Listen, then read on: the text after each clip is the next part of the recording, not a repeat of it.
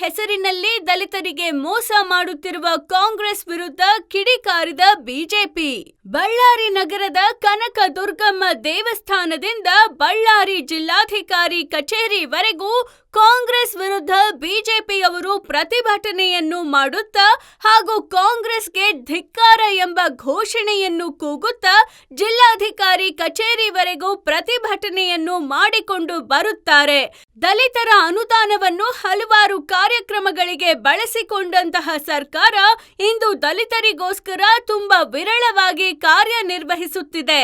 ಈ ಕರ್ನಾಟಕದಲ್ಲಿ ಗ್ಯಾರಂಟಿ ಸರ್ಕಾರ ಎಂದು ಕಾಂಗ್ರೆಸ್ ವಿರುದ್ಧವಾಗಿ ಬಿಜೆಪಿಯವರು ಬಳ್ಳಾರಿಯಲ್ಲಿ ಕಾಂಗ್ರೆಸ್ ವಿರುದ್ಧ ಕೂಗುಗಳನ್ನು ಹಾಕುತ್ತಾ ದಲಿತರಿಗೆ ಬರಬೇಕಾದಂತಹ ಅನುದಾನವನ್ನು ಬೇರೆ ಅನ್ಯ ಕಾರ್ಯಕ್ರಮಗಳಿಗೆ ಬಳಸಿಕೊಂಡು ದಲಿತರಿಗೆ ಅನ್ಯಾಯ ಆಗುತ್ತಿದೆ. ಆದ್ದರಿಂದ ದಲಿತರ ಏಳಿಗೆಗೋಸ್ಕರ ಮೀಸಲಿಟ್ಟಂತಹ ಅನುದಾನ ಅದು ದಲಿತರಿಗೆ ಸಿಗಬೇಕು. ಸರ್ಕಾರ ದಲಿತರಿಗೆ ಮೀಸಲಿಟ್ಟಂತಹ ಅನುದಾನ ದಲಿತರ ಪಾಲಾಗುತ್ತಿಲ್ಲ.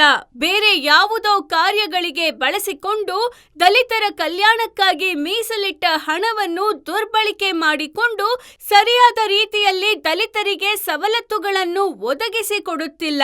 ಈ ಸರ್ಕಾರಕ್ಕೆ ಧಿಕ್ಕಾರವಿರಲಿ ಎಂಬ ಘೋಷಣೆಯನ್ನು ಸಹ ಕೂಗುತ್ತಾ ಜಿಲ್ಲಾ ಕಚೇರಿಗೆ ಮನವಿಯನ್ನು ತಲುಪಿಸಿದರು. ಜನಾರ್ದನ ರೆಡ್ಡಿ, ಸೋಮಶೇಖರ್ ರೆಡ್ಡಿ, ಸುರೇಶ್ ಬಾಬು, ಛಲವಾದಿ ನಾರಾಯಣಸ್ವಾಮಿ, ಶಿವಪ್ಪ ನಾಯಕ, ಬಿಜೆಪಿಯ ವಿಜಯನಗರ, ಬಳ್ಳಾರಿ ಜಿಲ್ಲಾಧ್ಯಕ್ಷ, ತಾಲೂಕು ಅಧ್ಯಕ್ಷರು, ಎಸ್ಪಿ ಮೋರ್ಚಾ ಜಿಲ್ಲಾ ಅಧ್ಯಕ್ಷರು, ಇನ್ನು ದಲಿತ ಪರ ಯುವ ಸಂಘಟನೆಗಳು ಹಾಗೂ ಬಿಜೆಪಿ ಯುವ ಸಂಘಟನೆಗಳು, ಬಿಜೆಪಿಯ ಮುಖಂಡರು ಭಾಗವಹಿಸಿದ್ದರು. ವರದಿಗಾರರು Vrishabhendra, Chanakya express news bureau, Kudligi.